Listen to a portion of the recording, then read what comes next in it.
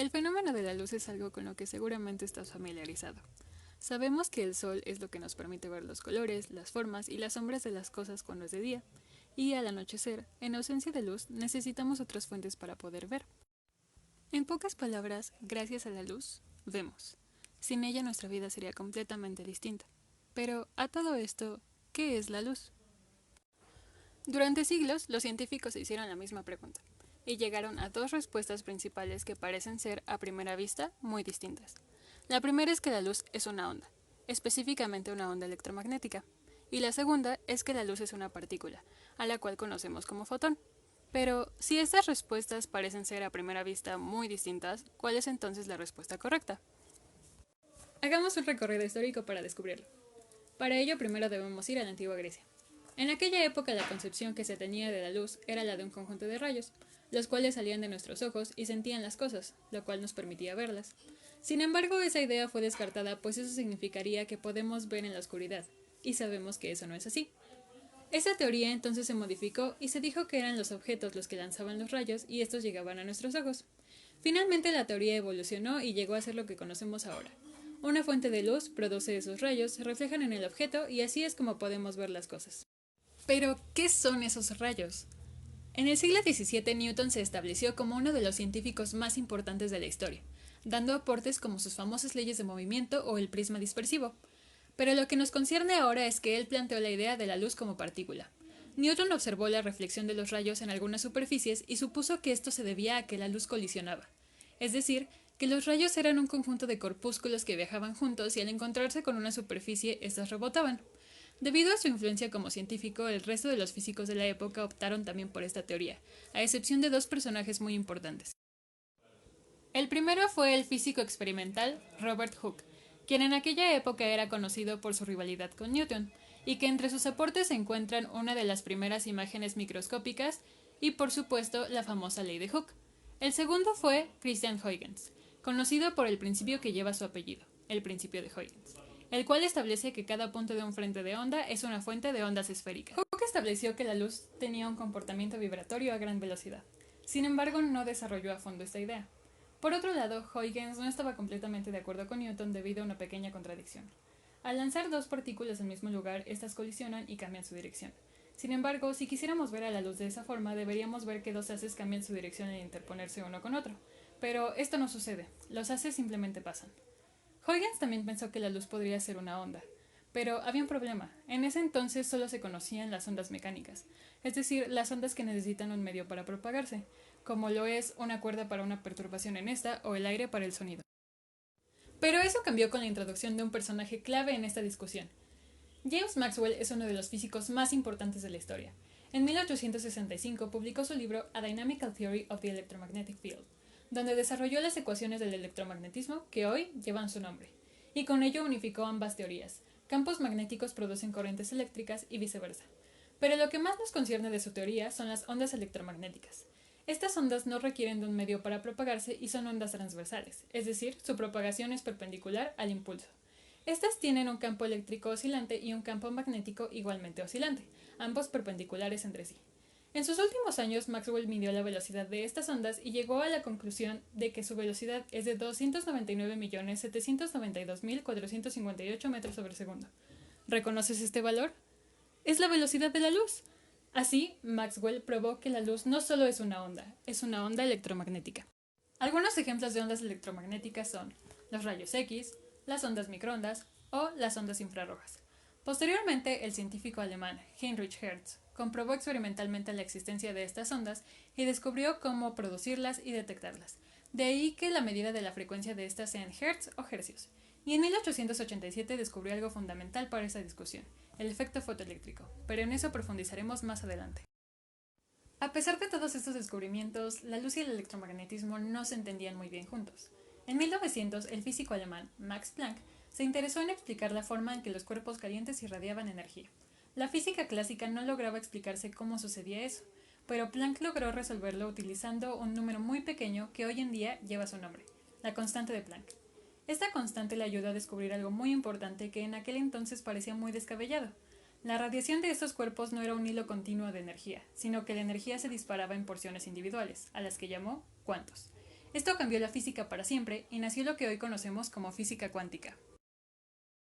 Para esta época la idea de la luz como onda estaba más que establecida, pero de nuevo surgió una contradicción.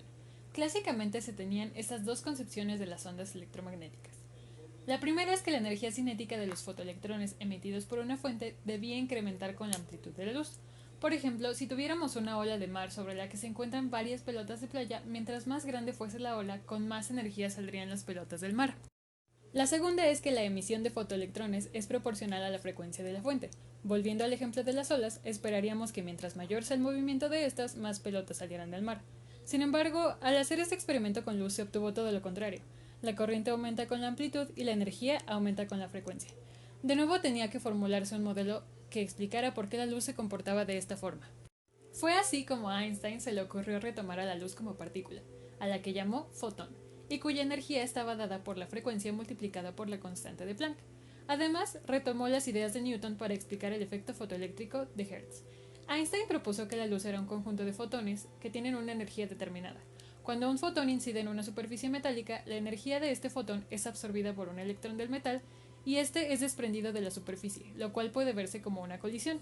Esta explicación le dio a Einstein el Premio Nobel de Física en 1921 y trajo de nuevo la luz como partícula a la discusión. Los estudios en rayos X y en el efecto fotoeléctrico llevaron al físico Arthur Compton a descubrir el efecto Compton en 1923, el cual se da cuando un haz de radiación electromagnética colisiona con una partícula y debido a la pérdida de energía su longitud de onda aumenta. Pero si estamos tomando esta radiación como una onda, ¿por qué colisiona? Y si la tomamos como una partícula, ¿por qué hablamos de una longitud de onda? Así fue como nació lo que hoy conocemos como la dualidad onda-partícula de la luz. En 1924, el príncipe Louis de Broglie escribiría una tesis revolucionaria. De Broglie estudió detalladamente la teoría de Einstein y el efecto Compton, y se le ocurrió que a las partículas les podríamos asociar un momento lineal dado por la constante de Planck multiplicada por el cociente de la frecuencia sobre la velocidad, o como la constante de Planck dividida entre la longitud de onda. Esto tendría sentido para explicar el comportamiento de la luz, pues esta tiene una longitud de onda asociada al tener un comportamiento ondulatorio. Pero, ¿qué hay de las partículas? A de Broglie se le ocurrió expandir la dualidad onda-partícula más allá de la luz. ¿Y si las partículas también son ondas? Esto dio pie a la mecánica ondulatoria, que si bien fue una teoría descabellada, no tenía ningún error en su presentación y fue avalada por el mismo Einstein.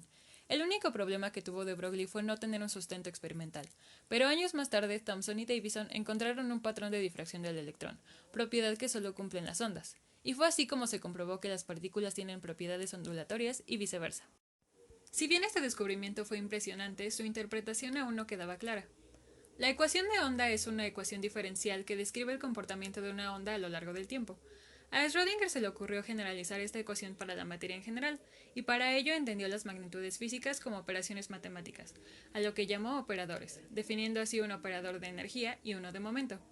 Así, redefinió entonces la ecuación de onda, y aplicando el concepto de conservación de la energía, obtuvo lo que conocemos hoy como la ecuación de Schrödinger, una de las bases de la física cuántica, y con ella logró asociar la ecuación de onda a las partículas.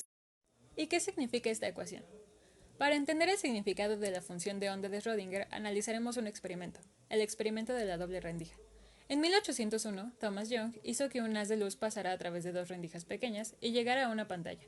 Lo que se esperaría es que en la pantalla se vieran dos franjas del tamaño de las rendijas, pero lo que se observó fue algo completamente distinto. Observó un patrón de interferencia. La interferencia es una propiedad ondulatoria en la que hay una redistribución de amplitudes debido a la superposición de dos ondas. Esto claramente fue un punto para la luz como onda en su época, pero a Feynman se le ocurrió aplicar este experimento a los electrones. Supongamos que tenemos una fuente de electrones y enfrente de ellas hay dos cajas, una doble rendija y una pantalla. Se harán tres experimentos. En el primero, se lanza un electrón, se detecta en qué caja está y se le permite seguir su camino. Repitiendo varias veces se obtiene este patrón en la pantalla. En el segundo experimento se lanza un electrón al azar y detectamos de qué caja vino. Repitiendo, se obtiene el mismo patrón en la pantalla. En el último experimento no hay detectores, simplemente dejamos que los electrones pasen. Esperaríamos que el patrón fuera el mismo que en los dos experimentos anteriores, pero no es así. El patrón de la pantalla se ve de esta forma. Es un patrón de interferencia. Esto no solo confirma de nuevo la dualidad onda-partícula de los electrones, sino que también colapsa la función de onda de Schrödinger. En 1926, Max Born interpreta el cuadrado de esta función como la probabilidad de encontrar la partícula descrita por la ecuación de Schrödinger en un determinado lugar, dando así un significado físico a la ecuación. Así, la dualidad onda-partícula, tanto de la luz como de la materia, se generaliza con la función de onda y su magnitud al cuadrado. Con ella podemos describir el estado de cualquier situación que incluya una partícula, onda o lo que sea, y se llega a esto gracias al conflicto de la luz como partícula o como onda. Espero que este video te haya sido útil. Gracias por verlo y nos vemos luego. Hasta la próxima.